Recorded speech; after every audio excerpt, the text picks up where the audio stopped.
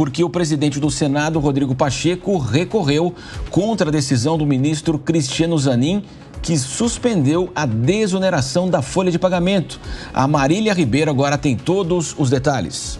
Os líderes partidários do Senado se reuniram para traçar uma resposta à decisão do ministro Cristiano Zanin, que atendeu a um pedido do governo e suspendeu a desoneração da folha de pagamento que foi prorrogada pelo Congresso até 2027.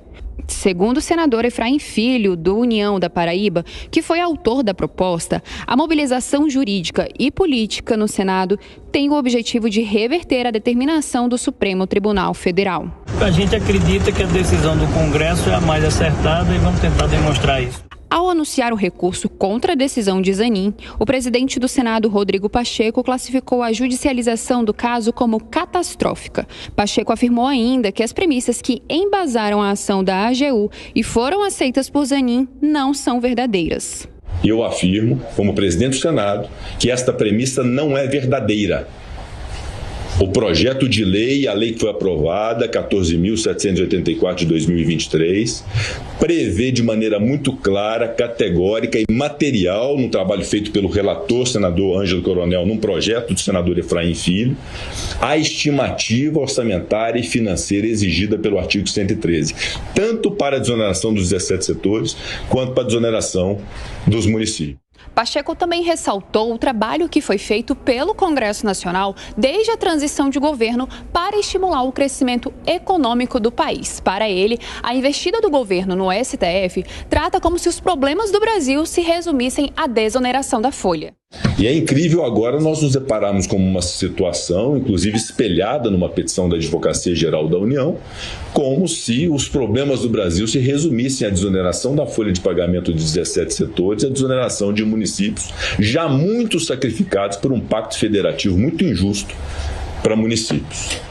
O advogado-geral da União, Jorge Messias, por meio de nota, disse ter profundo respeito e admiração pessoal pelo presidente do Senado, mas afirmou haver uma necessidade institucional de pontuar que foram apresentados argumentos técnico-jurídicos pela inconstitucionalidade da lei da desoneração. Essa crise entre Congresso e governo praticamente virou uma novela e também aí fica a promessa então de novos e tensos capítulos, e a comentarista Dora Kramer está de olho nessa movimentação. Vamos acompanhá-la.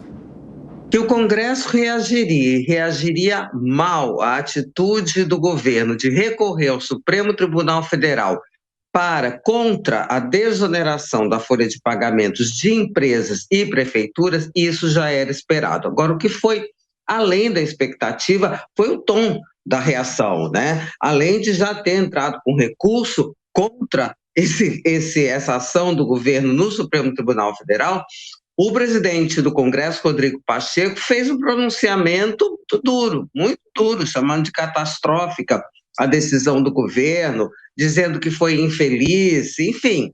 Bom, agora vamos ver como é que essa coisa vai se resolver, porque o Supremo pode dar ganho de causa ao governo, e aí tem o recurso do Congresso, mas o Congresso também pode perder esse recurso. Agora, se o governo ganhar essa parada, o parlamento não vai se conformar, e aí é que a gente vai ver se o caldo vai de novo entornar nessas relações entre parlamento e poder executivo, podendo atingir até outros assuntos mais importantes, como a reforma tributária.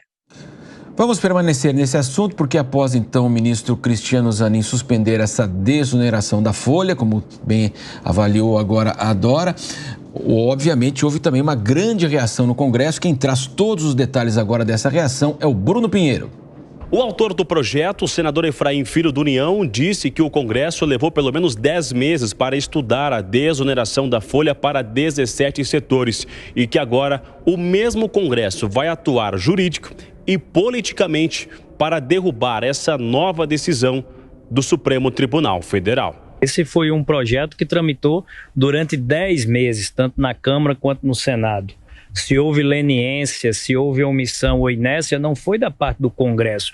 O Congresso debateu, aprovou, foi vetado, foi derrubado o veto com apoio da própria base do governo. Então, a judicialização é um tema que enfraquece a política, né, e favorece a judicialização de temas no qual seria desnecessário. Em uma entrevista à Jovem Pan, a relatora do projeto aqui na Câmara dos Deputados, Anny Ortiz, revelou que isso realmente é uma afronta ao Congresso Nacional, não respeitar uma decisão das duas casas, e que com essa decisão do STF e esse recurso do governo federal vai aumentar os custos não somente do governo e não somente para os 17 setores, mas haverá um impacto direto na população. Nós não podemos hoje aceitar que o governo cause tamanha insegurança jurídica no nosso país. E não é só para os 17 setores.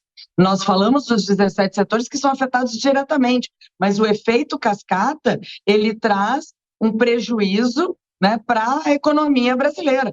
Vai aumentar o custo de vida das famílias brasileiras, vai aumentar o número de desemprego, vai inclusive aumentar o custo do próprio governo. Já o presidente da Frente do Empreendedorismo, o deputado Joaquim Passarinho, do PL do Pará, também conversou com a Jovem Pan e disse que é necessário uma cobrança ao Supremo Tribunal Federal, uma cobrança que venha de Arthur Lira e de Rodrigo Pacheco, e que essa decisão do Congresso Nacional não é inconstitucional e que é importante manter essa desoneração, e que o recurso do Palácio do Planalto à Suprema Corte só demonstra uma sanha arrecadatória do governo federal. Uma falta de compreensão do momento político do presidente e do executivo, tensionando cada vez mais essa relação com a Câmara, com o Legislativo. Acho que é desnecessário isso, mas o que nós podemos fazer nesse momento é pressão e tentar que o Pleno possa reverter essa situação. Na semana que vem, o Congresso estará esvaziado. Joaquim Passarinho também disse à Jovem Pan que acredita que a cobrança deve acontecer de forma jurídica e também com manifestações nas redes sociais para cobrar uma derrubada e, de fato, chegar a uma decisão. Mas que, se for necessário, o Congresso também está disposto a votar um novo projeto e discutir com todos os setores envolvidos e também com o governo federal. De Brasília, o Bruno Pinheiro. Muito bem, agora nós vamos ouvir os nossos comentaristas. Eu vou começar com o José Maria Trindade. O José Maria, o Supremo deveria analisar a legalidade pode até ser regimental da votação que foi realizada e também do texto, né? Não seria uma avaliação pró ou não governo, Zé Maria? Pois é, o Supremo acabou se transformando ali num terceiro turno. Primeiro Câmara, depois Senado e terceiro o Supremo Tribunal Federal. Ministros dizem que o Supremo não inventa nada, é provocado e decide. Mas, na verdade, é aquela velha história de que a estrada só existe, o caminho só existe quando você passa, né? Então, o Supremo aceita. Se o Supremo aceita, se transforma em caminho. O governo está usando sempre o Supremo como o terceiro turno. Esse assunto da desoneração de 17 setores de mão de obra intensiva acabou se transformando num cabo de guerra. Governo contra o Congresso Nacional. E, neste momento, o mérito, ou seja, se a desoneração é boa ou não, está de lado. O que está agora em debate é uma briga política muito importante. O tom do presidente do Congresso, Rodrigo Pacheco, foi muito alto, mas não foi só ele. O presidente da Câmara também reclamou e líderes no Congresso Nacional. Então, é preciso que o governo entenda que, às vezes, uma vitória em política significa uma derrota futura e a destruição de um caminho. É preciso se atentar a esses detalhes na política. Se o governo ganhar essa parada, compra uma briga muito pesada. O Congresso vai aprovar um novo projeto ou mesmo uma emenda à Constituição, definindo a desoneração desses setores, porque há uma decisão política. O governo, ao agir assim, ao ir ao Supremo, provocou primeiro uma insegurança jurídica muito forte. Os empresários têm que fazer projeções e ninguém sabe como pagar impostos nos próximos meses e ainda mais nos próximos anos. Não pode. A economia tem que andar de uma maneira mais suave e com projeção de anos para definir como o preço vai ficar. Afinal, quem paga imposto não é o empresário, mas o consumidor. mas o empresário tem que repassar. Se ele não coloca esse imposto no preço do produto, é ele que vai assumir esse imposto e ele quebra. Se o empresário pagar imposto, ele quebra. Quem tem que pagar é o produto, ou seja, o consumidor. Então, é uma briga pesada que provoca insegurança jurídica, uma disputa política desnecessária e, principalmente, uma briga com esses setores. Não pensem, senhores, que os deputados e senadores estão ali fazendo essa disputa por eles. Não. Eles estão a mando de quem tem um controle remoto deles, ou seja, empresários que pressionam deputados e senadores. Esta é a disputa do governo contra deputados, senadores e os empresários.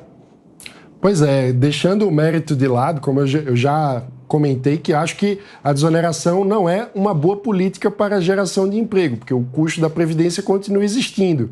Mas esse debate o governo tinha que ter feito lá atrás, no momento em que a desoneração estava tramitando no Congresso Nacional. Uma vez que perdeu, horas, é preciso aceitar a derrota, vira a página, vai para a próxima pauta em questão, e não é isso que a gente está vendo o governo fazer, ou seja, há uma incapacidade muito grande de aceitar que é legítimo que você tenha derrotas no Congresso Nacional. Quando o governo tensiona esse limite e recorre ao Supremo como se fosse um terceiro turno da disputa política, na prática, torna toda negociação com o Congresso mais difícil, porque, ora, você, na prática, está dizendo que não respeita a decisão soberana do Congresso quando você perde. Então, qualquer tipo de negociação fica, obviamente, mais difícil. Na prática, isso vai aumentar a pressão dos deputados e senadores por mais liberação de emendas sempre que houver qualquer tipo de negociação na mesa. Ou seja, na prática, a capacidade de negociação do governo diminui e a tramitação de qualquer projeto, inclusive os que são de interesse público, como a regulamentação da reforma tributária, vai ficar mais caro. Os deputados e senadores vão cobrar essa conta, vão cobrar essa fatura. O governo, portanto, ao não aceitar esta derrota, pode até vir a ter uma vitória parcial no Supremo Tribunal Federal no que diz respeito à desoneração, mas estará contratando uma crise institucional que vai piorar sua capacidade de articulação com o Congresso e que também vai alimentar a disputa entre Congresso e o próprio Poder Judiciário, que é outra questão que o governo, em tese, teria o interesse de fazer uma pacificação e, na prática, como a gente vê, ao não aceitar a derrota, acaba alimentando.